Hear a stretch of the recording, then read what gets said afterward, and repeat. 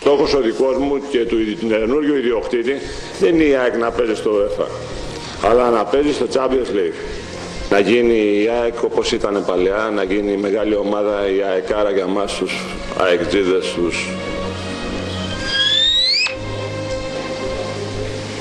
τους παικταράδες που κατέχει η ομάδα, του Ντέμι του Νικολαίδη, του Τσάρτα, του Αμανατίδη,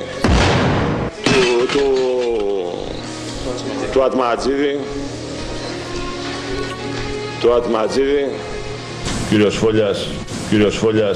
κύριος Φόλιας ήρθε με μεγάλες προεγαμινές από την Πόρτο. Ο κόσμος της ΑΕΚ είναι αυτός που με σταμάταγε στο κολονάκι που πήγα να κουρευτώ το Σάββατο και κάθε 5 βήματα να πούμε μου λέγε πρόεδρε τι θα γίνει με τον Γρηγόρη, πρόεδρε τι θα γίνει με τον Γρηγόρη. Παιδιά σήμερα η ΑΕΚ γιορτάζει, ήρθε ένας παιχταράς, ο Γρηγόρης γιορτάζει, ο Γρηγόρης γιορτάζει, ο Γρηγόρης γιορτάζει, ο Γρηγόρης. Δεν είναι τώρα για να λέμε τώρα ιστορίες για αγρίους. Λοιπόν, γι' αυτό είμαι και εγώ εδώ, για να σας φωτίσω όλους. Ήρθε ο άνθρωπος από ένα ταξίδι 30 ώρων και από μια 15ωρη business διαπραγμάτευση με την πολίτρια εταιρεία. Μη συνεχίζετε να τρώτε τις σάρκες αυτών την οποία την κατασπαράξανε την ΑΕΚ. Έχω την πείρα και την καρδιά την αεκτζίδικη να βγάλω τις σωστές αποφάσεις για το καλό αυτής της ομάδος. Η παρουσία η δική μου θα παίξει και ασπίδα πάνω σε αυτούς οι οποίοι θα θέλουν να πειράξουν την ομάδα.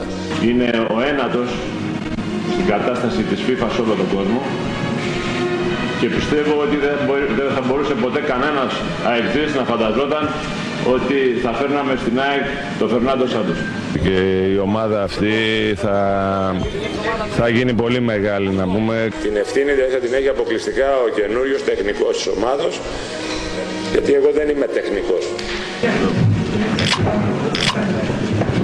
Έκρινα εγώ προσωπικά ότι 2 συγκεκριμένοι παίχτες θα με βοηθήσουν πάρα πολύ στη συνέχεια της πορείας του πρωταθλήματος. Χαίρετε όλοι η ΑΕΚ που ξαναεπιστρέφει ο Ντούσκο Μπάκεβιτς στην ομάδα την οποία αγάπησε και τον αγαπήσαν. Οι εποχές Καζατζίδη Μάτσα τελειώσανε κύριοι. Τελειώσανε. Γιατί μια εταιρεία πρέπει να εκμεταλλεύεται όλα τα δικαιώματα που της δίνει το δικαίωμα διαπραγμάτευσης των τηλεοπτικών της δικαιώματων. Μήπως θέλετε να σας το ξαναφιξάρω, μήπως δεν το ξέρετε, ξέρεις. Το λάθος σε αυτό ήταν που μπερδευτήκαμε εμείς, που πήρε την ΑΕΚ, πήραμε την ΑΕΚ εμείς, οι οποίοι την πονάμε και εντάξει, δεν μου αρέσουν τα λόγια, οι πράξεις δείχνουν εκεί που θα την πάμε και εκεί που την έχουμε φέρει μέχρι σήμερα από εκεί που την πήραμε. Και δεν πιστεύω κανένας να έχει την αντίθετη άποψη. Εγώ είμαι υπεύθυνος για αυτή την κίνηση, εγώ αποφασίζω, εγώ έκρινα, εγώ είμαι υπεύθυνος και εγώ θα λογοδοτήσω στον κόσμο της ΑΕΚ για την κίνησή μου αυτή. Πήγα στο σπίτι του κυρίου Νικολαίδη, το ξαναλέω πάλι, πήγα στο σπίτι του κυρίου Νικολαίδη, μόνος μου εντελώς, και όταν αντελήφθηνε ότι ήταν στο σπίτι, του είπα εντάξει δεν είναι περαστικός ήμουνα, το έχουμε κάνει λίγο σοου το θέμα και καλή σου νύχτα. Πρόεδρε, δεν θα μας λείψει τώρα. Τι θα κάνουμε χωρίς Μάκη τώρα. Πού μου λέει ο λόγος δηλαδή χωρίς το Μάκη σταματάμε. Δεν ξανακάνουμε. Φέρτε πίσω το Μάκη χωρίς υλικό, τι να κάνουμε τώρα. Έχουμε μάτζι.